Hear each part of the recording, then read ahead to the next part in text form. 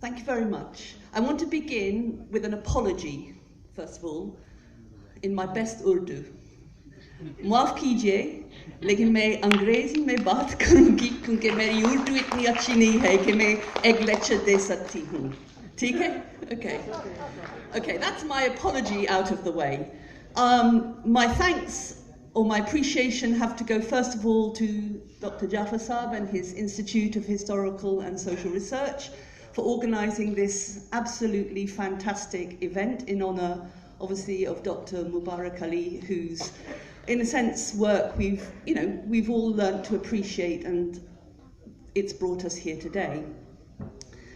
I just want to explain for myself, before I say anything else, that I first met Dr. MUBARAK at Jamshoro in the mid-80s, so a very long time ago now, when I was conducting field work, research for my PhD on the role of peers in colonial Sindh.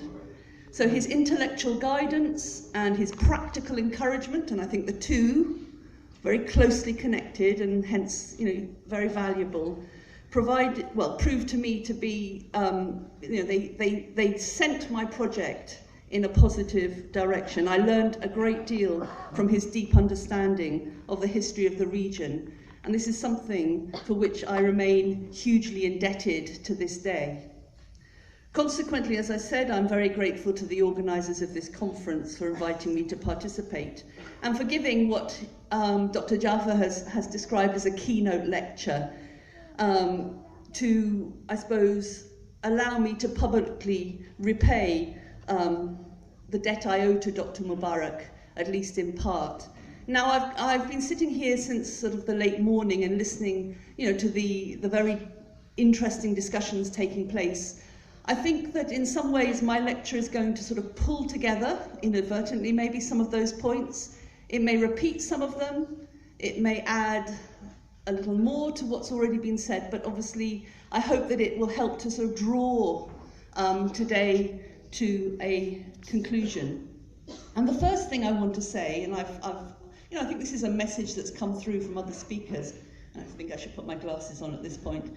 History is all about dissonant voices jostling to be heard. History is not one voice, history is voices in the plural. Put more simply, perhaps, history first and foremost involves, and this was mentioned earlier, interpretation, and competing interpretations in particular. So debate, and by implication difference and disagreement, drives what constitutes the discipline of history. Historians shouldn't all be agreeing with each other. In a sense, we should be disagreeing, and disagreement is key to what we do. History, therefore, is also innately political. It has always been, as we've heard earlier, a political tool, either by those defending the status quo or those challenging it. History's purpose, at least the way I see it, is therefore to unsettle by encouraging us to think in different ways about a past or pasts that are never static or written in stone. History frees us up to engage critically with the present and also gives us the tools to think imaginatively about the future. So in a nutshell, history done well poses more questions than it provides answers. And I think this is precisely what Dr. MUBARAK has achieved through his words and his deeds when it comes to his long-term championing of people's history in today's Pakistan. I don't know if he's already been quoted before I got here today, but as he said himself in a well-known 2001 interview, and this is his words, "In Pakistan, we simply study political history. It is an account of conquerors and their conquests. We adopt the colonial perception on many issues. By studying only the history of the rulers, we distort the past. It is important to retrieve the history of the common people and their culture from the neglect that shrouds them. If any section of society doesn't have a place in history, it loses its identity.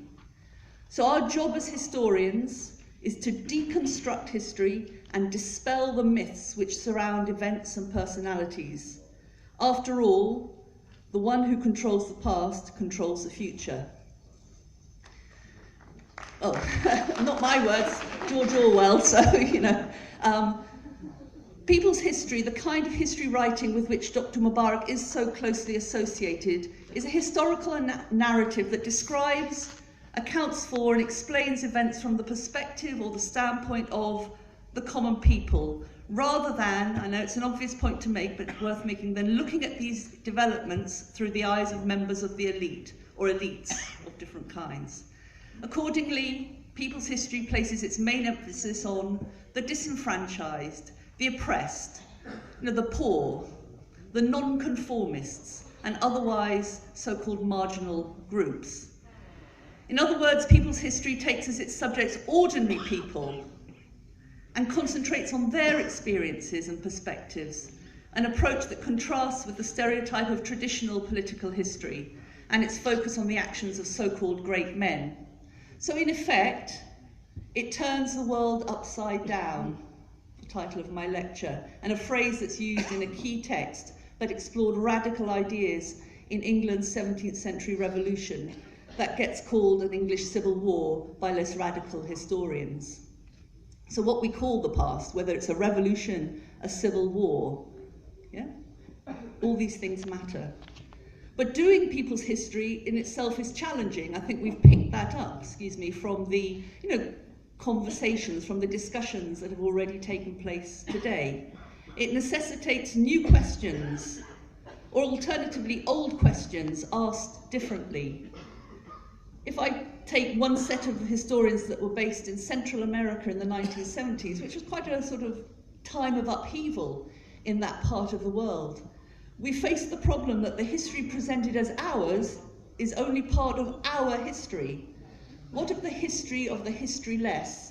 The anonymous people who in their collective acts, their work, their daily lives and fellowship have forged our society through the centuries. And then we find in different other parts of the world, such as newly independent Africa around the same time, similar dissatisfactions with the received version of national histories were also being voiced. To quote another source, we would end with a singularly useless history, celebrating individuals, narrating their biographies and heroic acts, or at the most erecting monuments for valiant tribes. These would leave the large mass of our people out of history, without history. Efforts to get ordinary people into history is generally associated with, and I say this is the standard way people tend to approach it in sort of historiographical terms. It's associated with developments in Britain, in the West, in the 1950s, in particular, the preoccupations of the Communist Party Historians Group that was active at the time, and its past and present journal that was established in 1952. One of its earliest British proponents and a member of this group, Eric Hobsbawm, has recounted how this approach towards history writing developed out of the interactions of a group of Marxist historians who first got together in 1946, so just after the Second World War, to re-edit the celebrated People's History of England by A.L. Morton that had been published in 1938.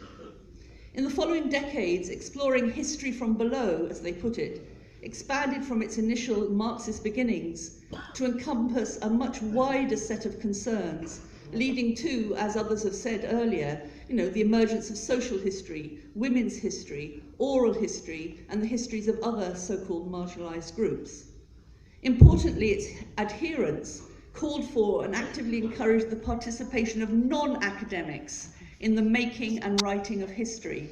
And I think this is an approach that we all associate very closely with Dr. Mubarak, this kind of seeking to break down, not barriers, but the distance between so-called professional historians and people who make and write history but come from a range of other backgrounds. One of Hobsbawm's fellow travellers, E.P. Thompson, demanded that historians undertake projects of rescue, i.e. that they write histories about people who do not get to write their own, either because they cannot do so or because of the layers of inequality between them and historical self-expression prove too impermeable, too difficult to kind of get through. No story, Thompson argued, should be ignored by what he described as the condescension of posterity. That is the kind of patronising manner in which historians had tended to deal with events or developments associated with the history of ordinary people. But while these developments were very important, so what's happening from the sort of late 40s, early 50s onwards in the West, in Britain, we shouldn't overlook the fact that this way of doing history had already been taking place before it caught the imagination of left-wing historians in post-war Britain. I think we just need to remind ourselves occasionally that not all things started in a Western context. That's very important, to put the West in its perspective. So the black West Indian historian and journalist C.L.R. James, for one, and maybe some of you have heard about him because he wrote very interestingly on cricket, he had deployed precisely the same approach in the 1930s when he wrote his hugely important Black Jacobins, a book that studied the successful slave revolt in Saint Domingo in Haiti, led by Toussaint Louverture in the early 19th century. Now, this particular book, written, as I said, in 1938, is now regarded as one of the great works of black agency. But by the 1960s, James's writings had gone out of print, and he was in effect only sort of so-called rediscovered by the wider history-reading public when a small publishing company, incidentally set up by Britain's first black female publisher, reissued his key works in the early 1970s. If we turn our attention to the context of South Asia, then we also see, a similar kind of bottom-up approach gaining ground, at least in some quarters, during the early decades of the 20th century. This has been touched on already by colleagues looking at, historiographical developments. For the subcontinent's nationalist-minded intelligentsia, the main aim was not simply a question of widening the scope of history to include people otherwise ignored. Rather, what they wanted to do was to place the history of the Indian nation in opposition to the history of an alien British colonial state. This way of writing history was part and parcel of their nationalist struggle. I suppose the next kind of key step in terms of people's history writing took place with the emergence of a Marxist school of history writing in the years straddling independence. So we have in the 50s the polymath Kosambi, regarded as the kind of patriarch, let's say, of this school of Indian historiography, famously calling on historians to shift their focus away from, quote, the succession of outstanding megalomaniac names and imposing battles that characterized Indian history, to instead the essential ways of life of the whole people. Though Kosambi was not primarily a historian, his historical writings had a significant impact. Importantly, he understood history in terms of the dynamics of socio-economic formations, rather than just the chronological narration of episodes or the feats of a few great men, whether they were kings, warriors, or saints. Unsurprisingly, key figures associated with this way of writing South Asian history, so we think of Irfan Habib, R.S. Sharma, D.N. Jha, focused on the subcontinent's ancient and medieval past, and grappled in particular with the meaning of feudalism in this context. And then we have a similar desire to challenge the existing sort of historiographical status quo with its continuing focus on elites, explaining or helping to explain the emergence of the Subaltern Studies Collective in the early 1980s. Though this may have been initiated by South Asian scholars trained in the West, the group's main goal was to retake and remake history for the underclasses, for voices that had not been previously heard, particularly in the context of anti-colonial nationalist struggles. So Subaltern Studies historians challenged prevailing narratives that concentrated on the political consciousness of elites, and instead focused on non-elites, the so-called subalterns, as agents of political and social change, whom they defined or came to define in terms of, say, class, caste, gender, race, language, and culture.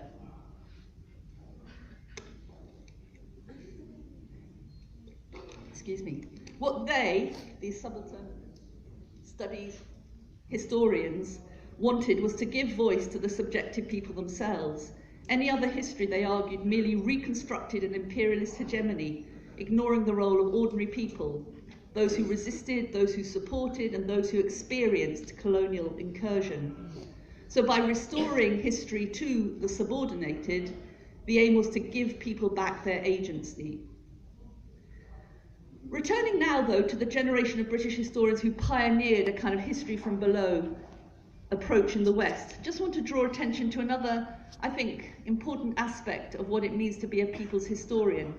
Something that I think Dr. MUBARAK, in his own work, has frequently demonstrated.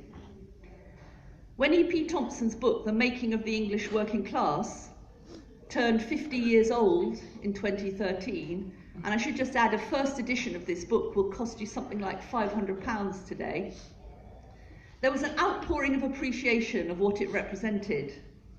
In the words of one commentator, the value of Thompson's contribution lay in how he had taken what others had regarded as scraps from the archive and interrogated them for what they told us about the beliefs and aims of those who were not on the winning side.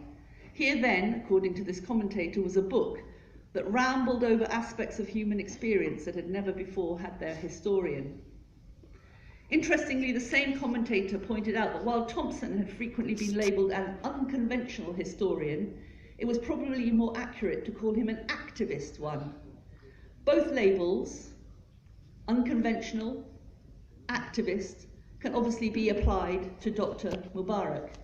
His particular way of approaching history writing, the approach that he has both pioneered and personified in Pakistan, by its very nature, has challenged the status quo, whether past, present, and future.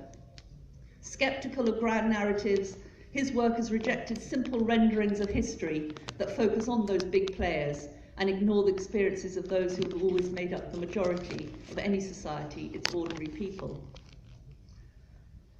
Let me now share a poem with you that I think, at least for me, captures the kind of thinking that Dr. MUBARAK Ali personifies and which recalibrates how the past is viewed. It's a very famous, well-known poem. I'm sure some of you will have encountered it. It's called A Worker Reads History, and it was written in 1936 during a very turbulent political time by Bertolt Brecht, the great German playwright and poet of the 20th century, who while he was active, was living through decades when the whole idea of historical progress was being challenged by the political developments in Europe, where regimes were using history to legitimize themselves. So I'll try and read this poem as sort of well as I can. So in this poem, Bertolt Brecht asks, who built Thebes of the 7 gates? In the books you will find the names of kings, but did the kings haul up the lumps of rock? In what houses of gold-glittering Lima did the builders live? Where, the evening that the wall of China was finished, did the masons go? Great Rome is full of triumphal arches. Who erected them? Over whom did the Caesars triumph? Had Byzantium, much praised in song, only palaces for its inhabitants? Even in fabled Atlantis, the night the ocean engulfed it, the drowning still bawled for their slaves. The young Alexander conquered India. Was he alone? Caesar beat the Gauls. Did he not even have a cook with him? Every page a victory. Who cooked the feast for the victors? Every 10 years a great man. Who paid the bill? So many accounts, so many questions. What Brecht is arguing in his poem, of course, is that standard accounts of the past only tell us about leaders, but the people who actually did the work, building a building, fighting a battle, working in a factory, were the most important protagonists, and they are overlooked. A group of workers, it could be argued, might on occasion have needed a leader or a ruler or an employer to achieve something, but the leader certainly could have achieved absolutely nothing without that workforce. So this is a core concern of this way of writing history, to look at the people who did the work, not those who took the credit or the profit. Or to put it a little differently, to understand that the second group could not have existed without the first, and in this way to see the whole of history as an interaction, a struggle between the two. Let me give you another example of this approach. This time I'll take you off to Renaissance Baroque Venice, so a world away from Karachi. Today we admire the tranquility of this historic city, its art, its architecture, the relationship between the buildings and the water, even if we know that Venice is at permanent risk of serious flooding, thanks to the process of its sinking slowly into the mud of the lagoon where it is built. But Venice, in the period from the 13th to the 17th centuries, was above all about money. It was one of the largest and richest ports in the world, and its major buildings could only exist because of the wealth of their builders. Now, an economic historian would argue that if we are to understand how the city developed all those centuries ago, we have to understand where Venice got its money from and when. Money from trade, from empire, and then surprisingly early, by 1600, from tourism. In contrast, medieval historians who take a history from below approach also stress how Venice's great buildings were representations of the power that this wealth created for a few Venetian leaders. And these historians actively look for and investigate who actually constructed the buildings or the ships, and where and how these ordinary workers lived, and at how their work relationships changed as Venice's economy changed.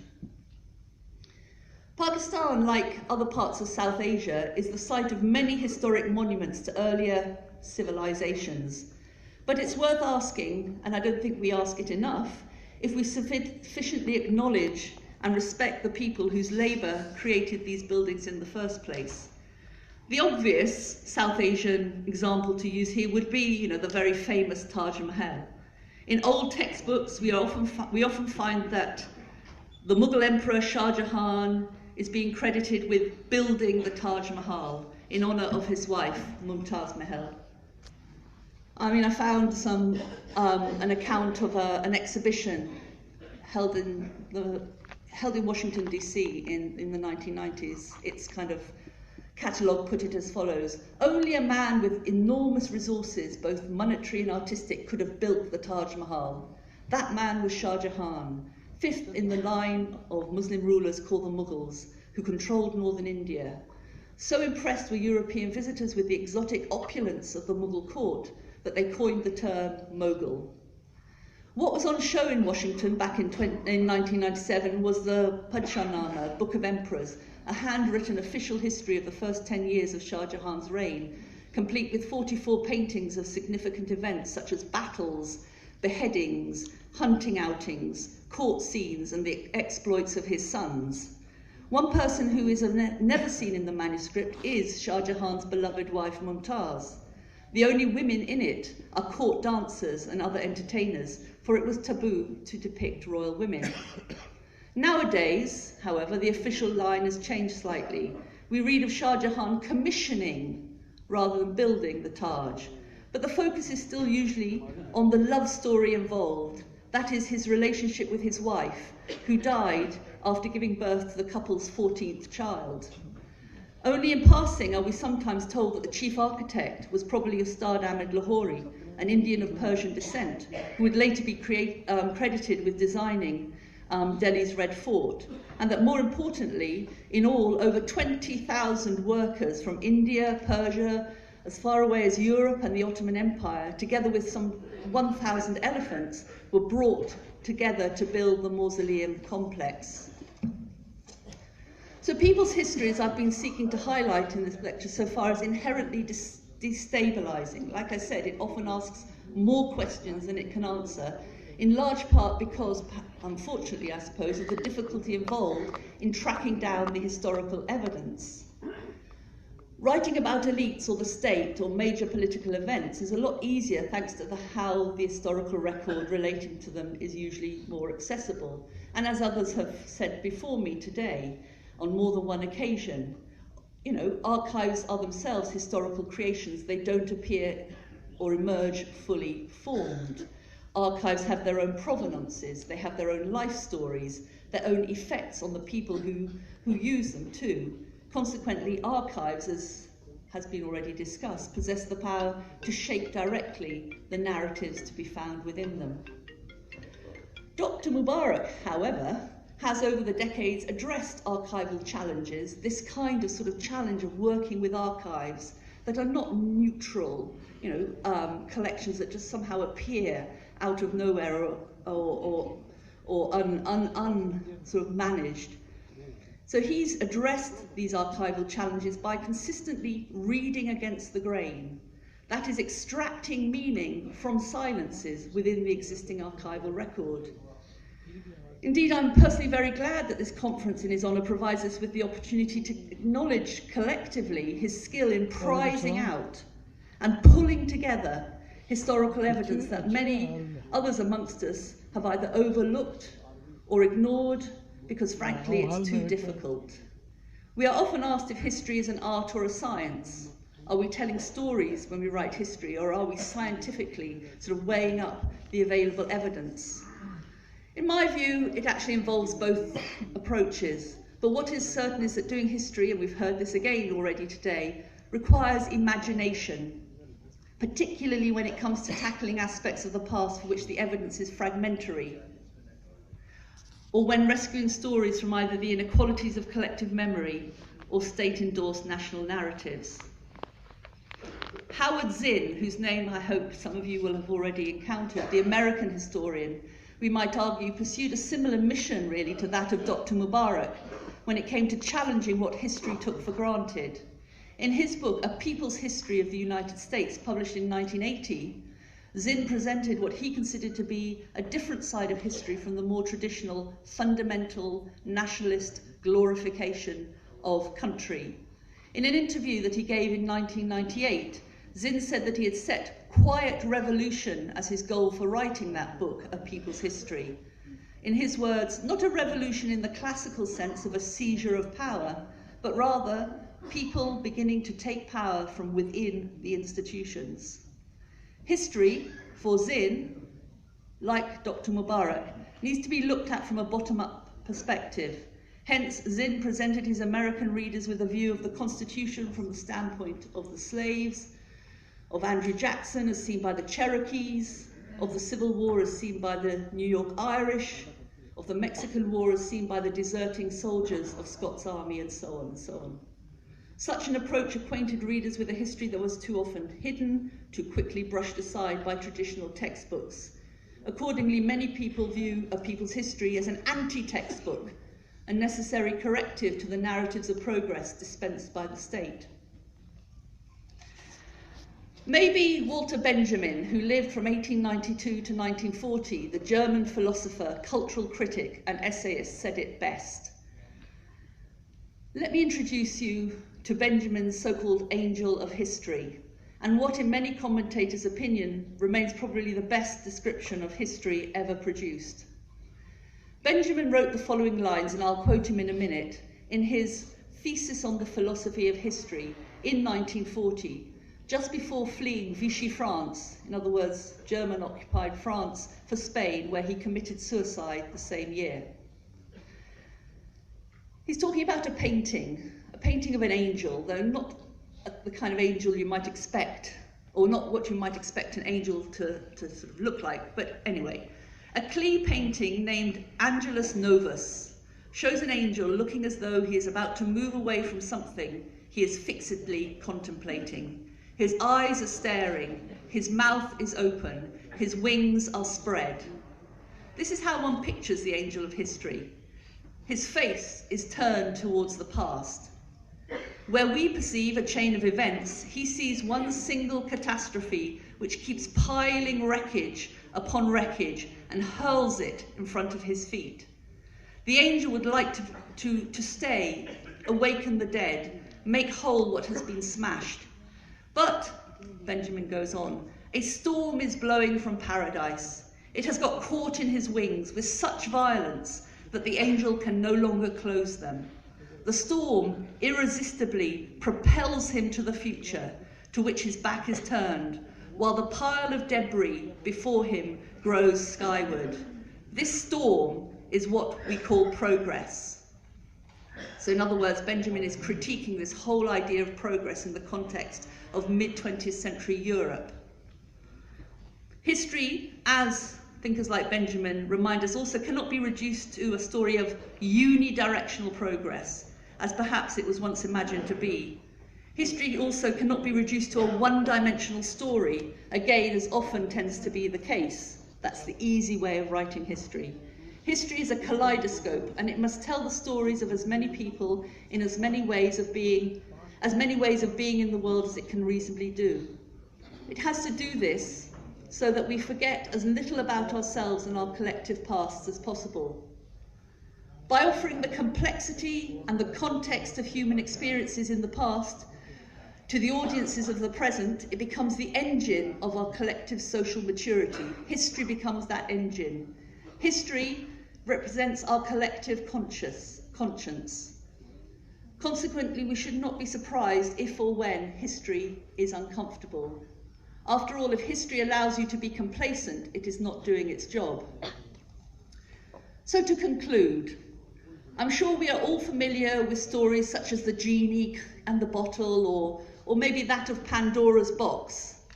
The moral of both classic tales is much the same, namely the impossibility, once change has happened, once the genie is out of the bottle, or once the things that were in Pandora's box has been released, the impossibility, once change has happened, of reverting to how a situation formerly existed by containing, limiting, or repressing information, ideas, advancements, and so forth that have become commonplace or public knowledge.